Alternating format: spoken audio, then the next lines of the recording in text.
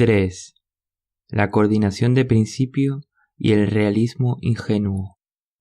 La doctrina de Avenarius sobre la coordinación de principio está expuesta en su concepción humana del mundo y en sus observaciones. Estas últimas fueron escritas posteriormente y Avenarius subraya en dicha obra que hace una exposición ciertamente en forma algo diferente, pero que no expone nada distinto a lo expuesto en la crítica de la experiencia pura y en la concepción humana del mundo, sino lo mismo.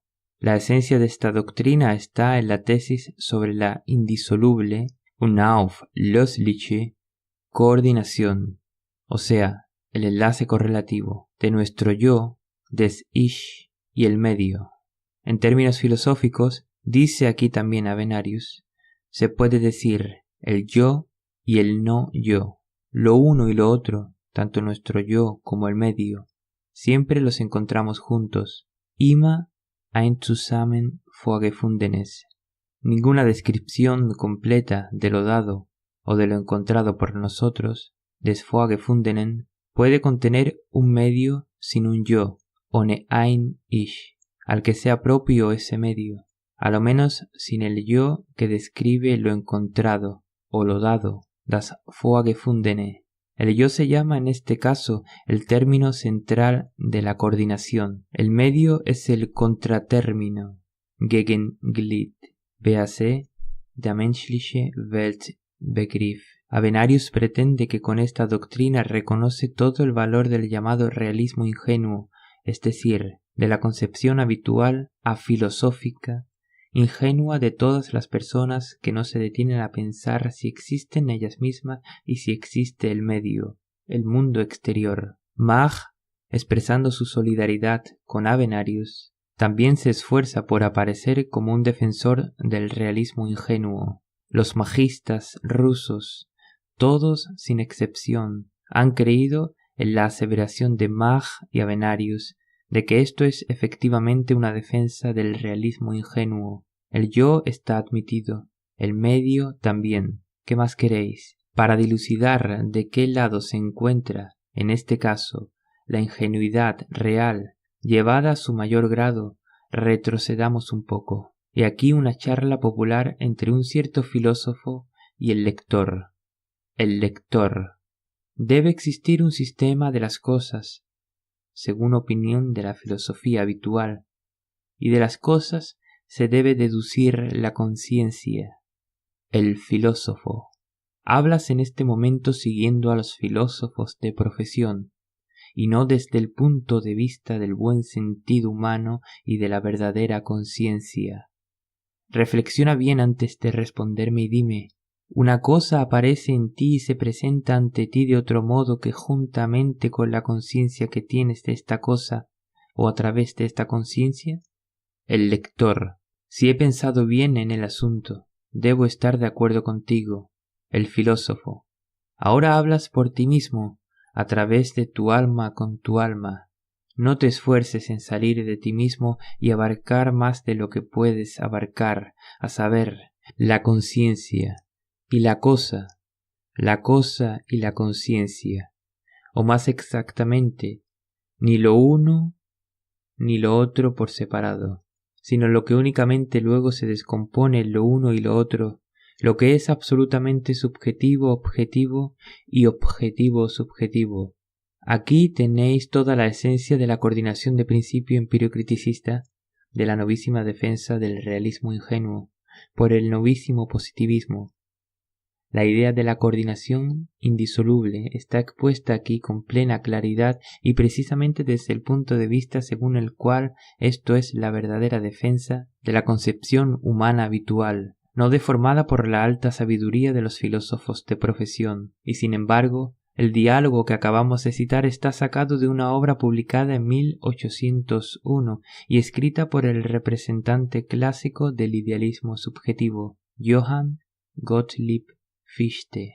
En la doctrina de Mach y Avenarius que analizamos no se encuentra otra cosa que una paráfrasis del idealismo subjetivo. Las pretensiones de estos autores, que afirman haberse colocado por encima del materialismo y del idealismo y haber eliminado la contradicción entre el punto de vista que va de la cosa a la conciencia y el punto de vista opuesto, son huecas pretensiones de un fichteísmo remendado. Fichte también se imagina haber reunido indisolublemente el yo y el medio, la conciencia y la cosa, y haber resuelto la cuestión al decir que el hombre no puede salir de sí mismo. Dicho de otro modo, se repite el argumento de Berkeley. Yo no experimento más que mis sensaciones. No tengo derecho a suponer la existencia de los objetos en sí fuera de mi sensación. Las diferentes formas de expresión de Berkeley en 1710, de Fichte en 1801, de Avenarius en 1891-1894, no cambian en nada la esencia de la cuestión, es decir, la línea filosófica fundamental del idealismo subjetivo. El mundo es mi sensación. El no yo es asentado, se crea, se produce por nuestro yo. La cosa está indisolublemente ligada a la conciencia. La coordinación indisoluble de nuestro yo y el medio es la coordinación de principio empiriocriticista. Siempre el mismo postulado, el mismo batiburrillo antiguo que se presenta bajo unos rótulos más o menos retocados o modificados. El remitirse al realismo ingenuo, supuestamente defendido por tal filosofía, es un sofisma de los más mediocres. El realismo ingenuo de todo hombre de buen sentido que no haya pasado por un manicomio o por la escuela de los filósofos idealistas consiste en admitir que las cosas, el medio, el mundo existen independientemente de nuestra sensación, de nuestra conciencia, de nuestro yo y del hombre en general. La misma experiencia, en el sentido humano de la palabra y no en el sentido que le adjudican los discípulos de Mach, que ha creado en nosotros la inquebrantable convicción de que existen, independientemente de nosotros, otros hombres y no simples complejos de mis sensaciones de lo alto, de lo bajo, de lo amarillo, de lo sólido, etc. Esta misma experiencia crea nuestra convicción de que las cosas, el mundo, el medio existen independientemente de nosotros. Nuestras sensaciones, nuestra conciencia son sólo la imagen del mundo exterior, y de suyo se comprende que el reflejo no puede existir sin lo reflejado, mientras que lo reflejado existe independientemente de lo que refleja. El materialismo pone conscientemente en la base de su teoría del conocimiento la convicción ingenua de la humanidad. Una tal apreciación de la coordinación de principio ¿no es acaso el resultado de la prevención materialista contra el magismo? De ningún modo. Los filósofos profesionales, ajenos a toda parcialidad hacia el materialismo, que hasta lo detestan y adoptan estos o los otros sistemas del idealismo, están de acuerdo en que la coordinación de principios de Avenarius y compañía es el idealismo subjetivo. Por ejemplo, Wundt, cuya curiosa apreciación no ha sido comprendida por el señor Yushkevich, dice claramente que la teoría de Avenarius, según la cual una descripción completa de lo dado o de lo encontrado por nosotros es imposible sin un yo, sin un observador o descriptor, constituye una confusión errónea del contenido de la experiencia real con las reflexiones sobre dicha experiencia. Las ciencias naturales, dice Wundt, hacen completa abstracción de todo observador, y tal abstracción es sólo posible porque la necesidad de ver al individuo que vive la experiencia en cada contenido de la experiencia, esta necesidad, admitida por la filosofía empiriocriticista de acuerdo con la filosofía inmanentista, es en general una hipótesis desprovista de base empírica y resultante de la confusión errónea del contenido de la experiencia real con las reflexiones sobre dicha experiencia, pues los inmanentistas, Juppe, Reinke, Leclerc, Schubert, Solden, los mismos que, como veremos luego, afirman su calurosa simpatía por Avenarius, parten precisamente de esta idea del vínculo indisoluble entre el sujeto y el objeto. Wundt Antes de analizar a Avenarius, demuestra detalladamente que la filosofía inmanentista no es más que una modificación del berkeleísmo y que, por mucho que los inmanentistas nieguen sus afinidades con Berkeley, de hecho las diferencias verbales no deben disimular a nuestros ojos el más profundo contenido de las doctrinas filosóficas, a saber, el berkeleísmo y el fichteísmo. El escritor inglés Norman Schmidt, examinando la filosofía de la experiencia pura de Avenarius, expone esta conclusión en términos todavía más claros y más categóricos. La mayor parte de los que conozcan la concepción humana del mundo de Avenarius convendrán probablemente en que, por convincente que sea su crítica del idealismo, sus resultados positivos son completamente ilusorios. Si intentamos interpretar su teoría de la experiencia tal como se la quiere presentar, es decir, como una teoría genuinamente realista, escapa a toda comprensión clara. Todo su alcance no va más allá de la negación del subjetivismo que dicha teoría dice refutar. Solo al traducir los términos técnicos de Avenarius a un lenguaje más corriente es cuando vemos dónde está el verdadero origen de esa mixtificación.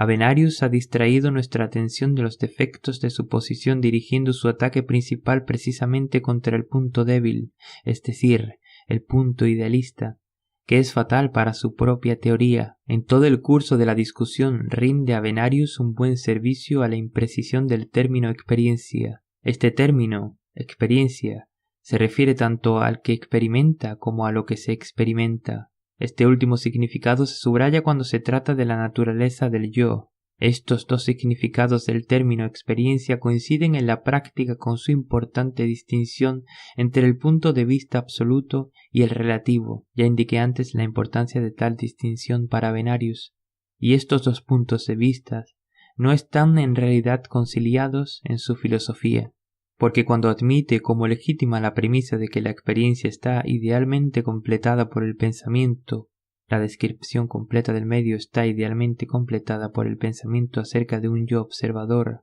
admite algo que él no puede combinar felizmente con su propia aserción de que nada existe fuera de la relación con nuestro yo, el complemento ideal de la realidad dada, que se obtiene descomponiendo los cuerpos materiales en elementos inaccesibles a los sentidos humanos. Se trata aquí de los elementos materiales descubiertos por las ciencias naturales de los átomos, de los electrones, etc., y no de los ficticios elementos inventados por Mach y Avenarius, o describiendo la Tierra tal como se hallaba en las épocas en que no existía en ella ningún ser humano. Esto, hablando con propiedad, no es un complemento de la experiencia, sino un complemento de lo que experimentamos.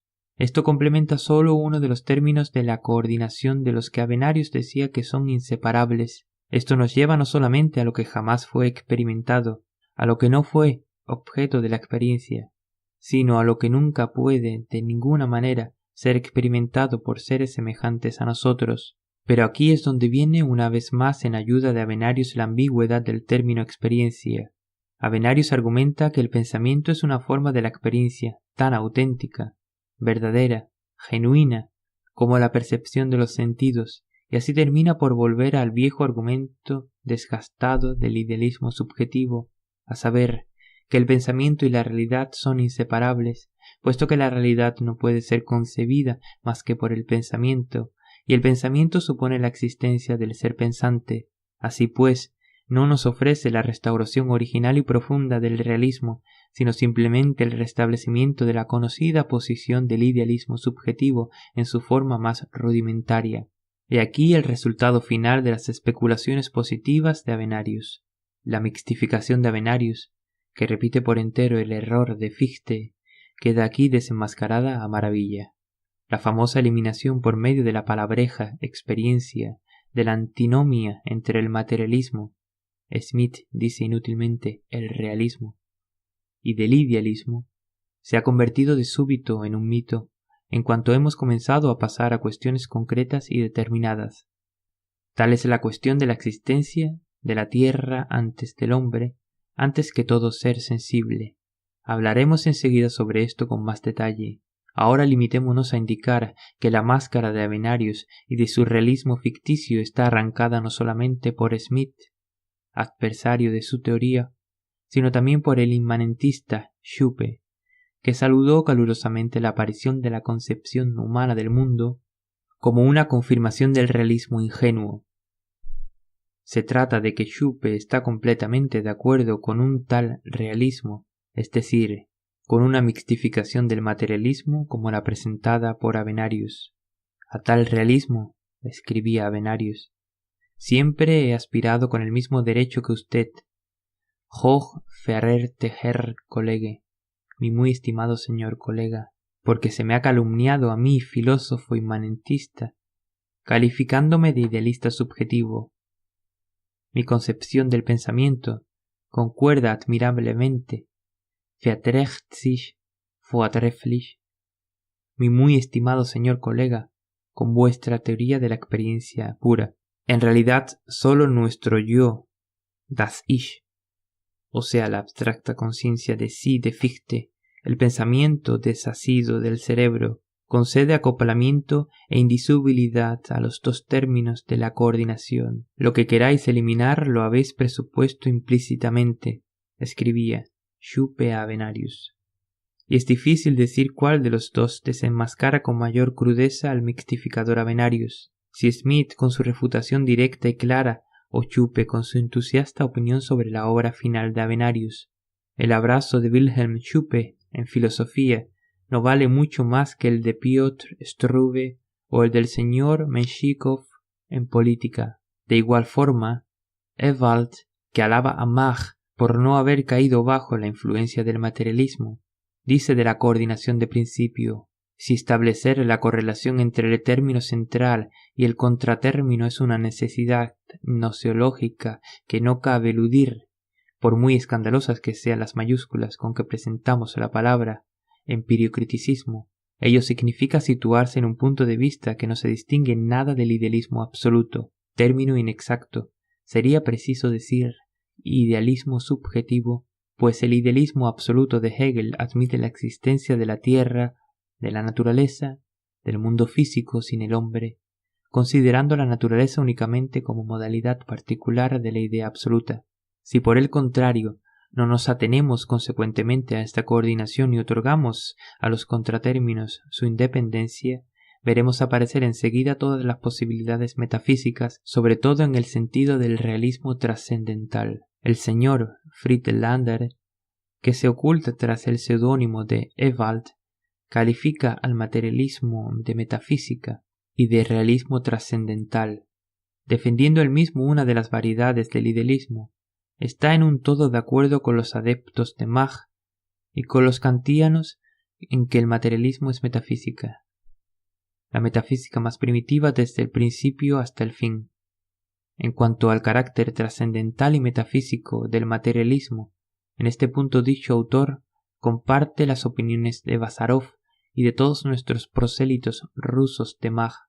Más adelante hemos de hablar en particular sobre ello. Es importante por el momento volver a señalar cómo en realidad se evapora la pretensión profesoral y hueca de superar el idealismo y el materialismo como la cuestión se plantea con inflexible intransigencia. Otorgar a los contratérminos su independencia es admitir, si se traduce el estilo pretencioso del amanerado Avenarius en sencillo lenguaje humano, que la naturaleza, el mundo exterior es independiente de la conciencia y de las sensaciones del hombre, y esto es materialismo. Edificar la teoría del conocimiento sobre el postulado de la conexión indisoluble del objeto con las sensaciones del hombre, complejos de sensaciones igual a cuerpos, identidad de los elementos del mundo, en lo psíquico y en lo físico, coordinación de Avenarius, etc., es caer infaliblemente en el idealismo. Tal es la sencilla e inevitable verdad que se descubre fácilmente a poca atención que se preste bajo la hojarasca trabajosamente amontonada de la terminología pseudocientífica de Avenarius, de Schupe, de Ewald y tantos otros. Terminología que oscurece deliberadamente la cuestión y aleja al gran público de la filosofía. La reconciliación de la teoría de Avenarius con el realismo ingenuo ha hecho, en fin de cuentas, nacer la duda hasta entre sus discípulos. Willy dice, por ejemplo, que la afirmación corriente según la cual Avenarius llegó al realismo ingenuo debe ser aceptada cum grano salis, con gran reserva. En calidad de dogma, el realismo ingenuo no sería otra cosa que la fe en las cosas en sí existentes fuera del hombre, ausar per solice, bajo su forma sensible, palpable. En otros términos, la única teoría del conocimiento creada en verdad, de acuerdo realmente y no ficticiamente con el realismo ingenuo, es, según Willy, el materialismo. Y Willy, naturalmente, rechaza el materialismo, pero se ve obligado a reconocer que Avenarius reconstituye en su concepción humana del mundo la unidad de la experiencia, la unidad del yo y el medio, mediante una serie de complejos y a veces en extremo artificiales conceptos auxiliares e intermediarios. La concepción humana del mundo, siendo una reacción contra el idealismo inicial de Avenarius, ostenta por entero el carácter de una conciliación, eines Ausgleiches, entre el realismo ingenuo del buen sentido y el idealismo gnoseológico de la filosofía escolar. Pero no me atrevería a afirmar que semejante conciliación pueda restablecer la unidad y la integridad de la experiencia. Willy dice Grunderfahrung, es decir, de la experiencia fundamental, todavía una nueva palabreja. Preciosa confesión. La experiencia de Avenarius no ha conseguido conciliar el idealismo y el materialismo. Willy renuncia, al parecer, a la filosofía escolar de la experiencia para sustituirla con la filosofía triplemente confusa de la experiencia fundamental.